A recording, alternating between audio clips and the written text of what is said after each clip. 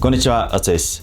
今回ですね、オンライン英会話のキャンブリーを使って、どうして日本人は何年もね、義務教育で英語を勉強しているにもかかわらず、英語を話せるようにならないのかっていうことについて、ちょっと議論してみました。で、今回の内容自体もですね、結構面白いので、皆さんの思考の種にしていただくっていうのもいいと思っているんですけれども、それに加えてですね、オンライン英会話のやり方の部分、こちらも参考になれば嬉しいなっていうふうに思っています。っていうのも、オンライン英会話これからやろうっていうふうに思っていると、どうやってオンライン英会話って使えばいいんだろうっていうふうに思っちゃう方も結構多いと思うんですけれども、こんな感じで普段から自分が考えていることとかについて議論しようよっていうふうに言ってみるのも一ついい使い方なんじゃないかなっていうふうに思いますので、ぜひ使ってみてください。で、今回の内容なんですけれども、結構盛りだくさんになっておりまして、いろんな表現、いろんな構文が登場します。で、これらを使って後で皆さん学習できるようにですね、PDF でフルのスクリプトですね、こちらのスクリプトを無料で皆さんに提供しています。で、この中ではどこが Distinction のフレーズなのかっていうのもしっかりと表記してあるので、Distinction 使っている人もですね、また新しい学びになるんじゃないかなっていうふうに思います。で、こちらは私の公式 LINE、厚英語の公式 LINE ですね、概要欄に貼っておきますけれども、そこでですね、キーワード2文字、教育っていう2文字を打っていただきますと、こちらの PDF 無料でダウンロードできるようになっておりますので、皆さんの英語学習にぜひ役立てていただければなというふうに思います。では早速内容を見ていきましょう。どうぞ。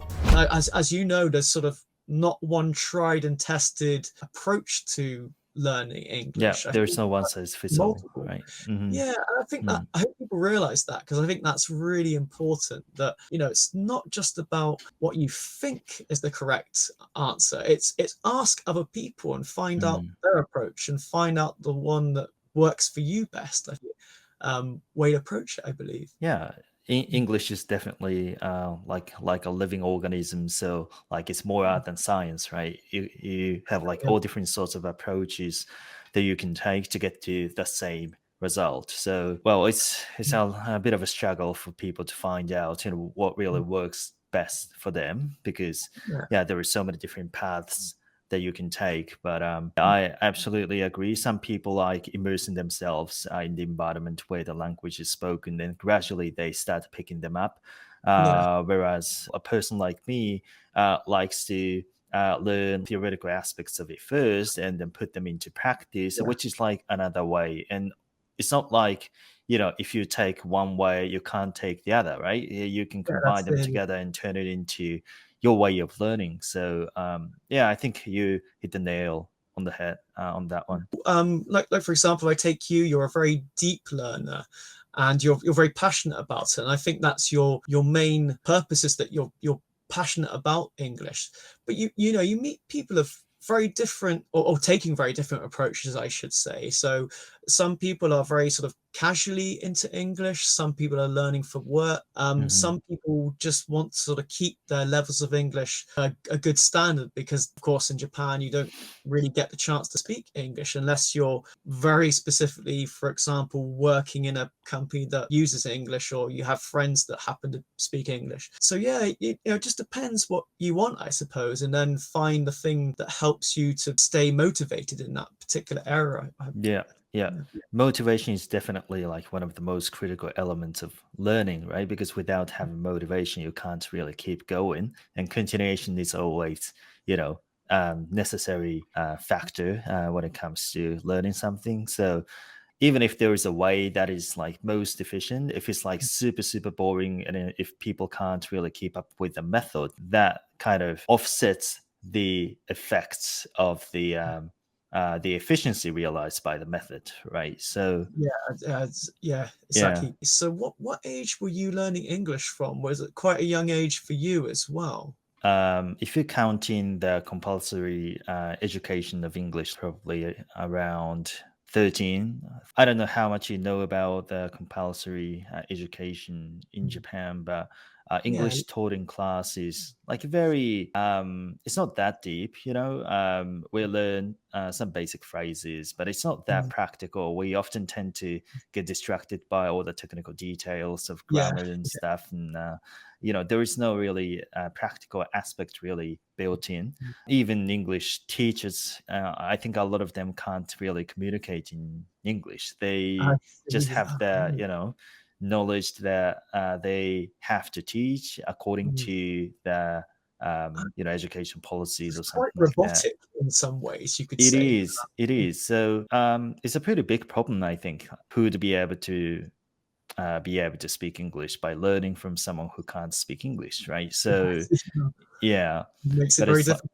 This is a reoccurring issue that I hear from talking to students the world over, and that simply is that they just don't get the chance to use practical English. And I really do think that is the key to English learning, not so much, grammar and all these other things that are useful building blocks, but in fact, I think you do need speaking skills, because it's like that expression, the proof is in the pudding.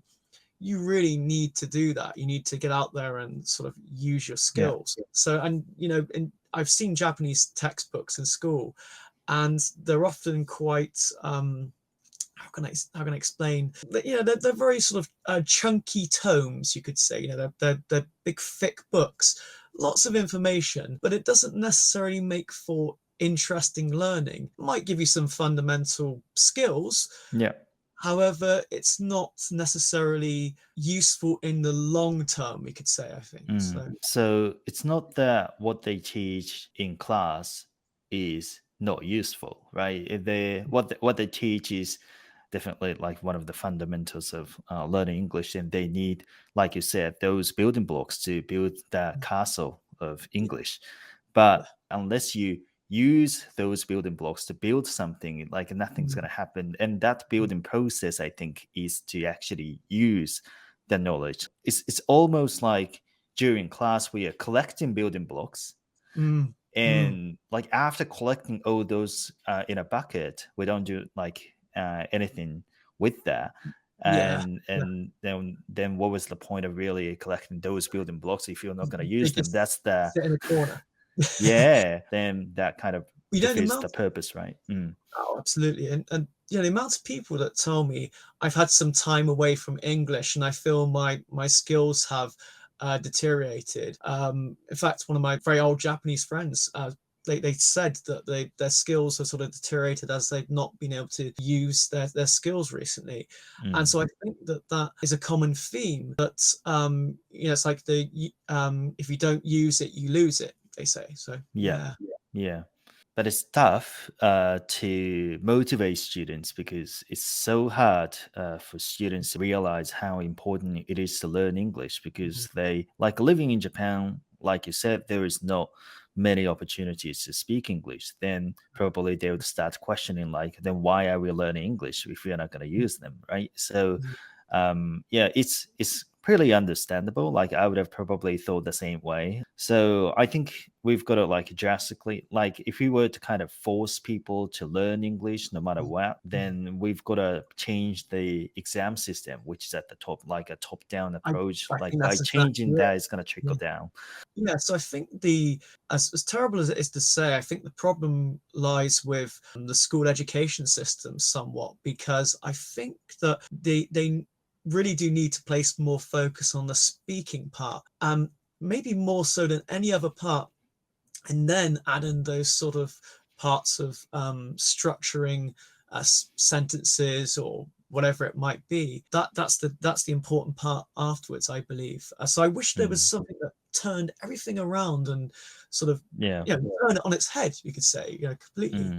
One of the biggest barriers to it is to secure enough resources to make that happen. So there needs to be a certain scoring system in place, right, to give them grades and like how they're going, and we've got to keep track of like how they're performing in English class. And how can we do that like without having, for example, like native speakers who can always like constantly check how their speaking level has been going up, which is like extremely difficult.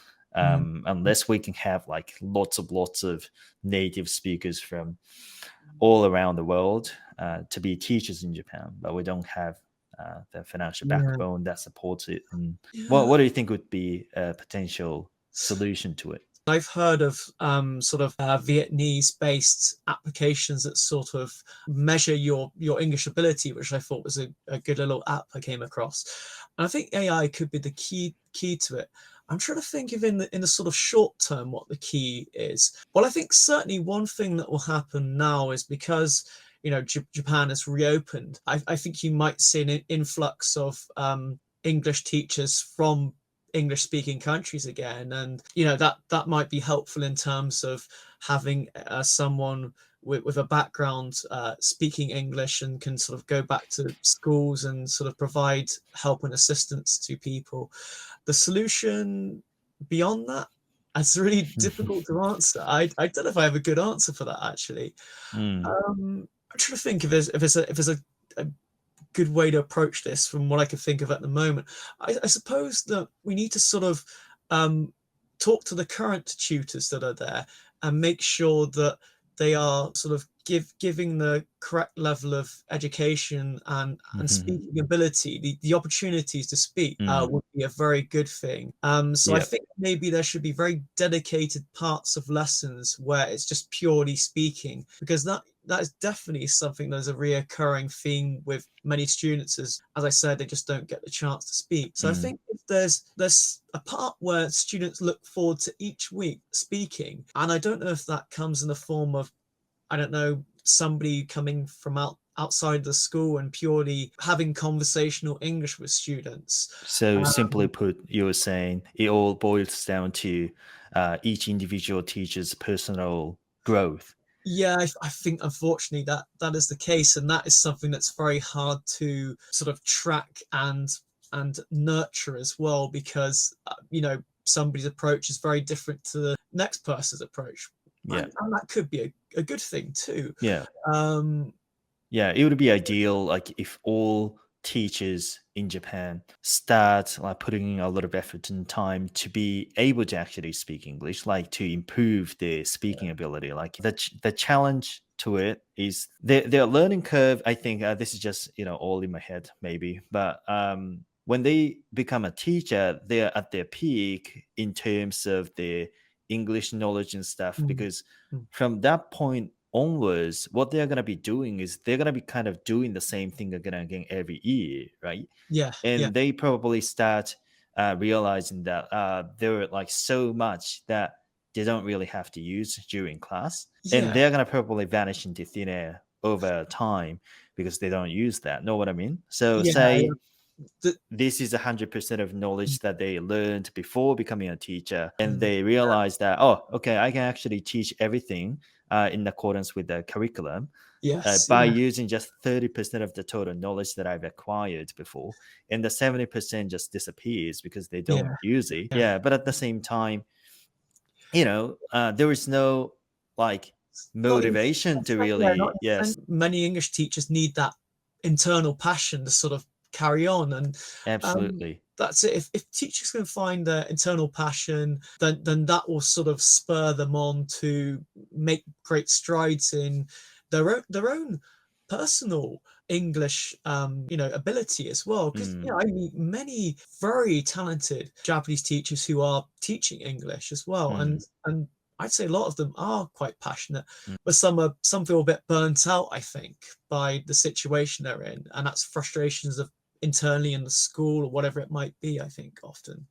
Lots of problems, very complicated, and they're intertwined, and it's so difficult to unpack what do you think of introducing Cambly to every school in Japan? Well, I think it's a really good opportunity, because of course you get to speak to people worldwide. Hopefully they'll feel at ease. So that's what I try and do with my students. I try and make them feel at ease and not feel the pressure. So I do think that is a really good approach, and it connects you with the outer world. I think that's really important. And there's obviously so many benefits to Cambly, and including the slides you're able to use, and any external sort of content that's a possibility for use as well. So I believe it's really useful.